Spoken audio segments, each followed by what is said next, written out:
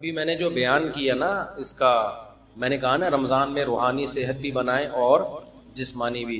تو جسمانی صحت میں وہ جلدی جلدی کیونکہ ٹائم ختم ہو رہا تھا، دو چیزوں کو فوکس کر لیں.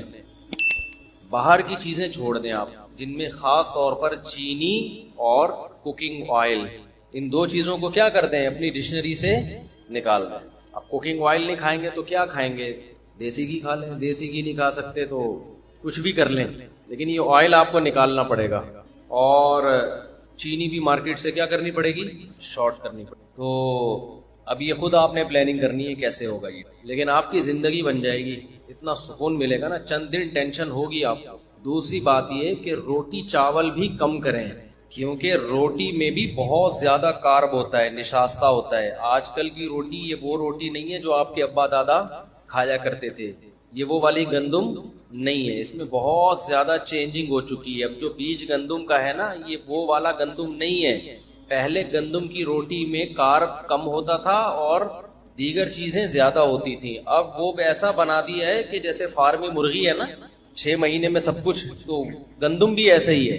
پہلے اتنی بڑی بڑی گندم ہوا کرتی تھی، اتنے بڑے بڑے پودے، نکلنے میں ٹائم لگتا تھا. اب تو ٹھک ٹھک ٹھک کر کے گندم نکل رہے ہیں، اور اس میں کاربوہائیڈریٹ کا ریشو بہت زیادہ ہو گیا ہے. تو وہ بھی فیٹ ہی ہے، یعنی میٹھائی ہے، وہ اس سے موٹاپا آئے گا. چاول میں بھی ایسے ہی ہے. کم کریں، میں یہ نہیں کہہ رہا ختم کریں، کم کریں. تو جب آپ کم کریں گے تو پھر بڑھائیں کیا؟ بھائی آپ گوشت کھائیں زیادہ، گوشت کے پیسے نہیں ہیں تو یہ چاٹ ماٹ زیادہ کھا لیا کریں افطاری میں.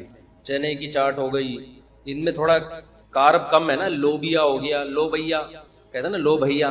تو لو بھیا، آپ لوبیا کھا لو، آپ لوبیا کھا لو، سفید چنے کھا لو، اس کی چاٹ کھا لو، کالے چنے کی چاٹ کھا لو، اور اللہ بھلا کرے آپ کا انڈے منڈے کھا لو. یہ جو کیا کرو، کھجوریں کھا لو.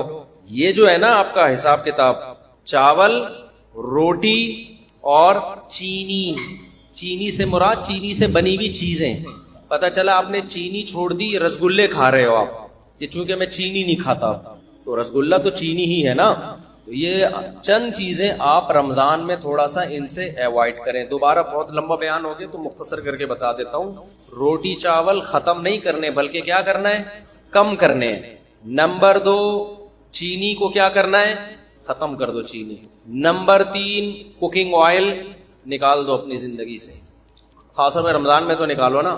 زیتون کا جو آئل آتا ہے نا، وہ پی لیا کرو. وہ نہیں ہوتا ایکسٹرا ورجن جو ہوتا ہے، اب وہ پینے میں وہ بھی پکا کے نہیں کھانا ہے. زیتون کا تیل پکا کے خراب ہو جاتا ہے. دیسی گھی پھر بھی تھوڑا بہت پکا سکتے ہیں، زیتون کا تیل نہیں پکا سکتے. تو یہ آپ نے رمضان میں چند کام کرنے. کوکنگ آئل کو نکال دیں، چینی کو نکال دیں، روٹی چاول کم کر دیں. پھر آپ نے کیا کھانا ہے؟ بھائی گوشت کی مقدار بڑھا دیں. آپ گوشت موش کھایا کرو، پھوڑا پھاڑا کرو. دیسی گھی ہے وہ کھا لیا کرو، اور اللہ بھلا کرے انڈے منڈے پھوڑ دیا کرو. انڈے بھی ہاف بوائل کر کے پھوڑو. اور اللہ بھلا کرے دودھ پی لیا کرو، وہ والا ڈبے والا نہیں، گائے پال کے والا. آپ کیا کر رہے ہیں؟ ایسی باتیں آپ بولو کہ پتہ نہیں کس زمانے میں لے کے جا رہا ہے ہمیں. لیکن پھر بھی باہر ڈبے سے بہتر ہے دوسرا، اس میں بھی چینی ڈال کے نہیں ہے، ایسے ہی. اور اللہ بھلا کرے اس طرح کی چیزیں آپ چند اپنے خرچے پہ اگر کھا لیں تو آپ دیکھیں، کھجوریں کھا لیں آپ تو انشاءاللہ صلو علی الحبیب ہو جائے گا تھوڑے دنوں میں. آپ خود بولو گے یار مفتی صاحب ہٹو بچوں ہو گیا. ٹینشن ہوگی چند دنوں تک، دماغ ایسے للچائے گا نا. جب کسی کو بریانیاں پھوڑتا ہوا دیکھو گے آپ کا دل چاہے گا میں کھا جاؤں بس.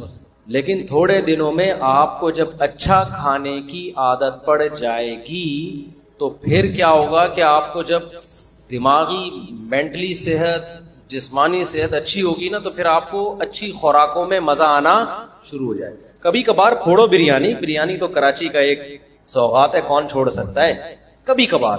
لیکن وہ جو بریانی آپ نے کبھی کبھار پھوڑنی ہے، وہ بھی ذرا اچھے ہوٹل والی بریانی ہو یا گھر کی بریانی. کیونکہ آج کل جو چاول آ رہے ہیں نا بریانی کے، وہ چاول بھی ایسے غلط قسم کے چاول آ رہے ہیں کہ وہ کھانے میں بڑے مزیدار ہوتے ہیں، پیٹ میں جا کے وہ پتھر بن جاتے ہیں. پالش ہوتی ہے ان چاولوں کے اوپر، سمجھتے ہو؟